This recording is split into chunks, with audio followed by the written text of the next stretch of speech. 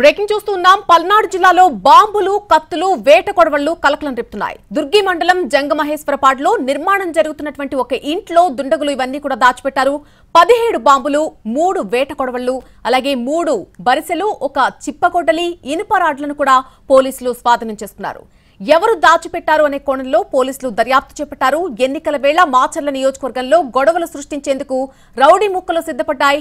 బాంబులు, కత్తులు దాచి ఉంచడంపై టీడీపీ శ్రేణులు ఆందోళన వ్యక్తం చేస్తున్నాయి.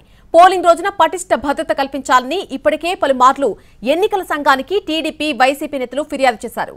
మాచర్లలో ఎన్నికలు పోలీసులకు సవాల్గా మారాయి.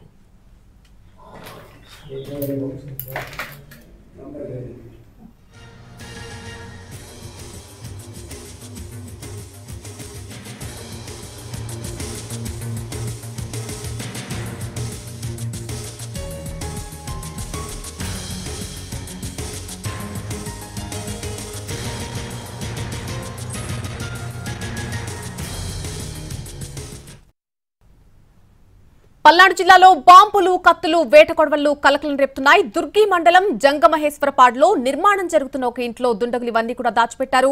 17 బాంబులు, 3 వేట కొడవళ్లు, 3 బరిసెలు, ఒక గొడ్డలి, ఇనుపరాళ్లను సైతం పోలీసులు స్వాధీనం చేసుకోవడం జరిగింది. ఎవరు దాచిపెట్టారు అనే కోణంలో పోలీసులు దర్యాప్తు చేపట్టినట్టుగా తెలుస్తోంది. ఇదే విషయానికి సంబంధించి పూర్తి అప్డేట్ మా ప్రతినిధి కృష్ణ అందిస్తారు. కృష్ణ,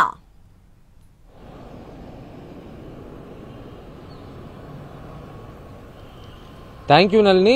ఎన్నికలు మరొక 5 రోజులు ఉందన్న నేపథ్యంలోనే పల్నాడు జిల్లాలో దొరికినటువంటి ఈ బాంబుల వ్యవహారం, అదేవిధంగా మారణాయుధాల వ్యవహారం తీవ్ర ఉత్కంఠతకు, తీవ్ర కలకలం రేపింది.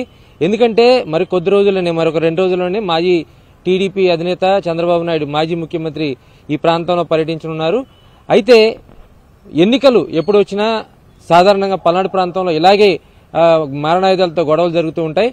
అయితే ఈ ప్రాంతంలో మాత్రం ఇప్పుడు 17 బాంబులు, ఏకంగా 17 బాంబులు, మారణాయుధాలు, వేట కొడవలు కావచ్చు, లేదంటే కత్తులు కావచ్చు, ఇలాంటి మారణాయుధాలు కూడా ఒక పాడుబడిన ఇంట్లో, ఒక అంటే పురాతన ఇంట్లో, అంటే కట్టి వదిలేసినటువంటి ఇంట్లో ఉన్నాయి.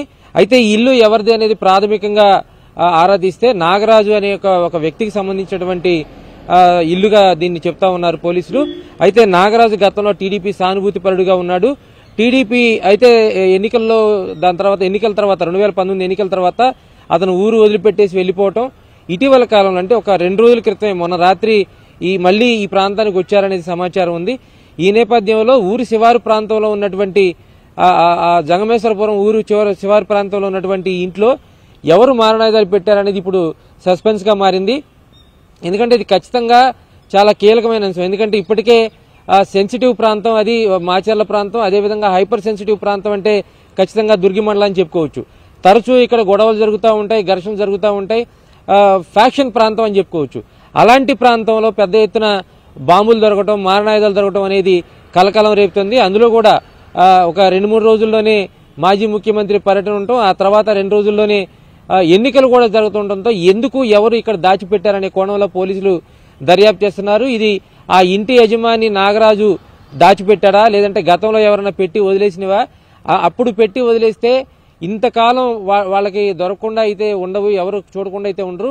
ఇప్పుడు ఎందుకు బయటపడ్డాయనేటువంటి కోణంలో కూడా పోలీసులు దర్యాప్తు చేస్తా ఉన్నారు. అయితే మొత్తంగా పల్నాడు ప్రాంతంలో అయితే ఈ ఘటన ఒక సంచలనంగా మారింది. ఎందుకంటే ఎన్నికలు వస్తున్న నేపథ్యంలో మళ్లీ ఎక్కడ బాంబులు మూతలు వినపడతాయి, ఎక్కడ ఈ వ్యవహారాలన్నీ జరుగుతాయనేటువంటి కోణంలో ఉన్నారు. ఖచ్చితంగా పోలీసులు దీని మీద తీవ్రమైనటువంటి దృష్టి పెట్టాల్సిన అవసరం ఉందని స్థానికులు భావిస్తున్నారు. మరోపక్కన ఇలాంటి ఘటనలు జరుగుతాయని ముందస్తుగా ఊహించి ఎన్నికల కమిషన్ కూడా ప్రతి చోట వెబ్కాస్టింగ్ ఏదైతే ఉందో దానికి సంబంధించినటువంటి టెక్నాలజీని పెట్టాలని చెప్పింది.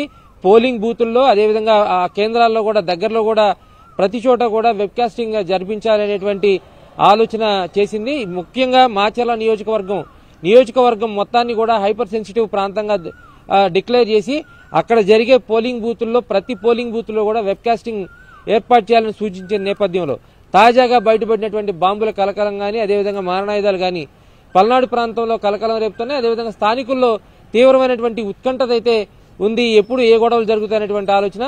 దీని మీద పోలీసులు ఎంత సీరియస్ గా స్పందిస్తారో అంత మేలు జరుగుతుందనేది స్థానికుల నుంచి వినిపిస్తున్నటువంటి మాట. Right, Krishna. Thanks for the live update.